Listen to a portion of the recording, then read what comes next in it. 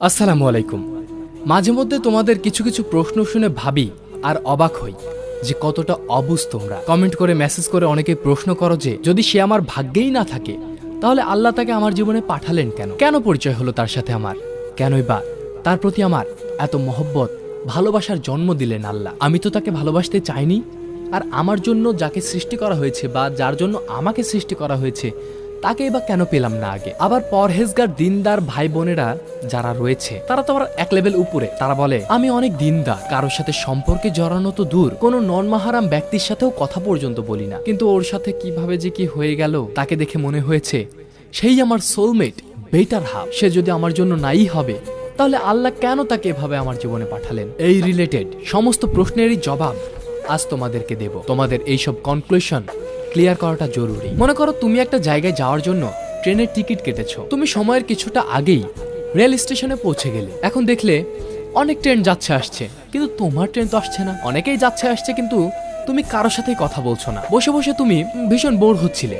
এমন সময় একজন এসে তোমার পাশে বসলো এবং তোমার সাথে কথা বলল। তুমি রেসপন্স করলে এবং তার সাথে কিছুক্ষণ কথা বলার পর তোমার ভাল লাগলো। কিছুক্ষণ পর তার ট্রেনটা চলে এসছে, সে তো চলে যাবে, কিন্তু তোমার ট্রেন এখনো আসেনি। হয়তো কোনো ক্রসিং এর কারণে লেট। তো সে তোমাকে বলল আপনি তো ওইদিকেই যাবেন, তো চলেন আমার ট্রেনেই যাই। আপনার তো ট্রেন আসছে না, একসাথে গল্প করতে করতে আড্ডা দিতে দিতে গেলে জার্নিটা ভালো হবে, ভাল লাগবে, আর আপনিও এগিয়ে যাবেন। তুমিও ভাবলা যাই, বসে অপেক্ষা করার চাইতে তো অন্তত ভালো যত দূর আগানো যায়। যেতে যেতে তার ট্রেনের রুট অনুযায়ী ভিন্ন একটা রুটে চলে গেল। তারপর সে তার গন্তব্যে নেমে গেল। এখন তুমি তো তোমার গন্তব্যে পৌঁছালা না, তুমি তো অন্য রুটে চলে এসেছো। এখন তুমি তোমার রুটে যেতে পারছো না, আর এই ট্রেন কোনোদিন তোমাকে তোমার রুটে পৌঁছেও দেবে না। হয় তোমাকে বাই রোড বাসে যেতে হবে, নয়তো লঞ্চে যেতে হবে, নয়তো ফিরতে আবার তোমাকে যেইখান থেকে তুমি এসেছিলে সেইখানে তোমাকে আবার ফিরে যেতে হবে। এমনকি তুমি হারিয়েও যেতে পারো। এখন তোমার এই পরিস্থিতির জন্য দায়ী কে?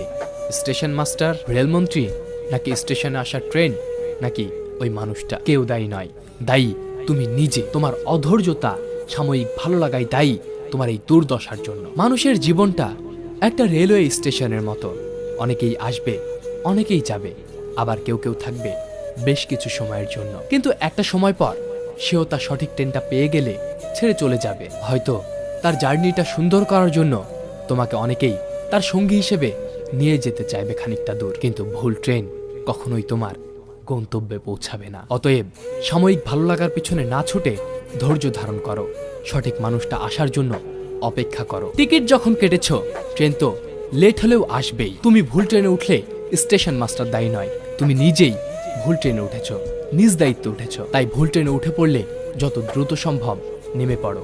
তুমি যত দূর যাবে তোমার ফিরে আসতে তত বেশি কষ্ট হবে। আশা করি তোমাদেরকে বোঝাতে পেরেছি। এরপরে অন্তত আর কোনোদিন বলবা না যে আল্লাহ কেন তাকে আমার জীবনে পাঠালো, কেনই বা তাকে পেলাম না। আল্লাহকে দোষারোপ করা বন্ধ করো। এমনিতেই তুমি হারাম রিলেশন করে পাপ করছো, তার উপরে আবার আল্লাহর সিদ্ধান্তের বিরোধিতা করে তোমার ঈমান ধ্বংস করছো। আল্লাহ আমাদের সবাইকে সহিহ বুঝ দান করুন, আমিন। আসসালামু আলাইকুম।